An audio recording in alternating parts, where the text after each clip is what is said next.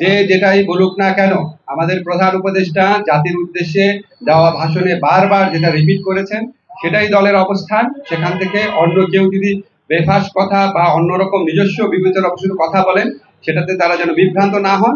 আমাদের প্রধান উপদেষ্টা ডক্টর মোহাম্মদ ইউনূস প্রথম থেকেই বলেছেন ডিসেম্বর থেকে জুন, নয় ডিসেম্বর থেকে জুন টাইমলাইনটা বলা হয়, কিন্তু এটা কোনোভাবেই জুনের বেশি যাবে না। যে যে কথাই বলুক না কেন, এটা প্রধান উপদেষ্টার অঙ্গীকার, পুরা জাতির প্রতি রিপিটেডলি উনি বলেছেন কোনো অবস্থাতেই জুন অতিক্রম করা হবে না। হচ্ছে ডিসেম্বর থেকে জুন মানে হচ্ছে ডিসেম্বর থেকে জুন, বাট এর মধ্যে যত তাড়াতাড়ি সম্ভব অযথা কালক্ষেপণের বিন্দু মাত্র চেষ্টা আমাদের মধ্যে থাকবে না। এটা হচ্ছে ডিসেম্বর থেকে জুন মানে যে আমরা ইচ্ছা করে দেরি করে করে মে বা জুন মাসে ইলেকশন করবো, সেটা না। ডিসেম্বর থেকে জুন মানে হচ্ছে ডিসেম্বর থেকে জুনের মধ্যে যত তাড়াতাড়ি সম্ভব ডিসেম্বরের মধ্যে ইলেকশন হলে ভালো হয়। এবং আমরা এখানে বলেছি এবং ওনারা বলেছেন যে এরকম আমাদের কথাবার্তার মধ্যে একটু অস্পষ্ট থাকে, কেউ কেউ আমাদের সরকারের কোনো কোনো উপদেষ্টা অন্যরকম কথা বলেন। ওনারা বলেছেন যে বিএনপি বাংলাদেশে গত 15 বছর যাবৎ নিরবচ্ছিন্ন ভাবে নির্যাতিত হয়েছে। অবশ্যই আমরা সেটার প্রতি আমরা শ্রদ্ধাবোধ দেখিয়েছি এবং এটা অবশ্যই ওনারা কারেক্টলি বলেছেন। ওনারা বলেছেন যে ওনাদের দলের যে সংস্কার ভাবনা যেটা, এটা বহু পুরানা, ওনারা সবসময় সংস্কারপন্থী দল, আমরা এটা এগ্রি করেছি। অবশ্যই বিএনপি সবসময় সংস্কারের কথা বলেছে। সবচেয়ে বড় কথা, বিএনপি আমাদের এই বিভিন্ন যে সংস্কারের জন্য গঠিত বিভিন্ন কমিশন আছে, বিশেষ করে ঐক্যমত্য কমিশনের যে প্রস্তাবাবলী আছে, সেটা ক্ষেত্রে বিএনপি অত্যন্ত পজিটিভ এবং ইতিবাচক একটা রেসপন্স দেখিয়েছে। আমরা একটা মানে পরস্পরকে বোঝার চেষ্টা করেছি। ওনারা যেমন কিছু বিষয়ে কথা বলেছে যে আমাদের অন্তর্বর্তীকালীন সরকারের কিছু কিছু সিদ্ধান্ত নেওয়া হয়েছে যেটা বিএনপির প্রতিকূলে গেছে। আমরা আবার উদাহরণ দিয়েছি যে অনেক সিদ্ধান্ত আছে যেটা বিএনপির অনুকূলে গেছে। তারপর ওনারা বলেছেন যে রাজনৈতিক হয়রানিমূলক মামলা প্রত্যাহারে বিলম্ব হচ্ছে।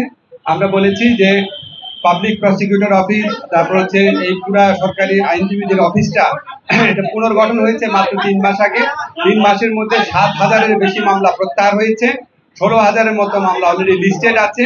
এবং আমরা বলেছি যে এর চেয়ে দ্রুত গতিতে সম্ভব কিনা। ওনারা, আমার কাছে মনে হয়েছে ওনারা আমাদের আনসারটা বুঝতে পেরেছেন। ওনারা বলেছেন যে শেখ হাসিনা বিলম্ব হচ্ছে। আমরা ওনাদেরকে বলেছি যে এর আগের সরকারের সময় যখন বিচার হয়েছিল সেটার সাথে কম্পেয়ার করে দেখিয়েছি কোনো রকম বিলম্ব করা হচ্ছে না। ওনারা আরেকটা ট্রাইব্যুনাল গঠন করার কথা বলেছেন। আমরা বলেছি আমরা এই লক্ষ্যে কাজ করছি, অচিরে এটা হয়ে যাবে। তারা বলেছেন যে তারা এই 2-3 দিনের মধ্যে ঐক্যমত কমিশনের সাথে মিটিং এ বসছে এবং অধিকাংশ সংস্কার প্রস্তাবের সাথে তারা ঐক্যমত পোষণ করে এবং জুলাই চার্টার খুব দ্রুত প্রণীত হয়ে যাবে, এটা তারাও আমাদেরকে আশ্বাস দিয়েছে। আমরা, আমাদের কাছে মনে হয়েছে বিএনপি সংস্কারের ব্যাপারে অত্যন্ত আন্তরিক। একটা ব্যাপার নিয়ে একটুখানি আপনার ভিন্ন মত হতে পারে, সেটা হচ্ছে ওনারা যেটা বলেছেন সত্যি, যে ওনারা বলেছেন যে আমরা একটা ক্যাটাগরিক্যালি বলেছি। আজকে আলোচনায় আমরা কয়েকটা বিষয় স্পষ্ট করেছি, সেটা আপনাদের বলি।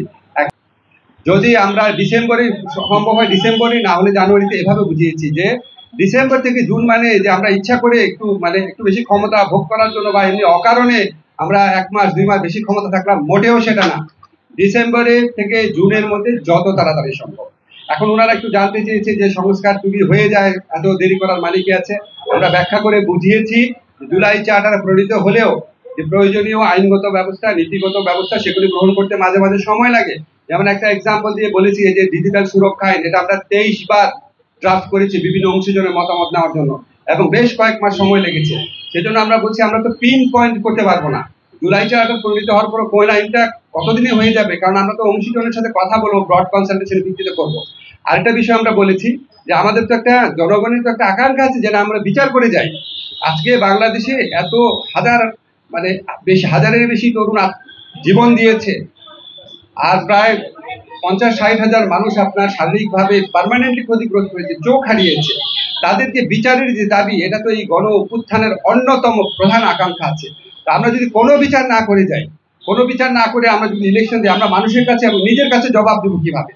ফলে শুধু ইলেকশনটা সংস্কার, নির্বাচন, ইলেকশনের ব্যাপারটা সংস্কার, বিচার এবং আমাদের সরকারের গৃহীত কিছু পদক্ষেপের উপর নির্ভর করে। এই জন্য আমরা ক্যাটাগরিক্যালি বলেছি নাম্বার 1। নাম্বার 3 হচ্ছে যতটা সম্ভব সংস্কার আমরা করে যেতে চাই। এই হচ্ছে আমাদের বক্তব্য।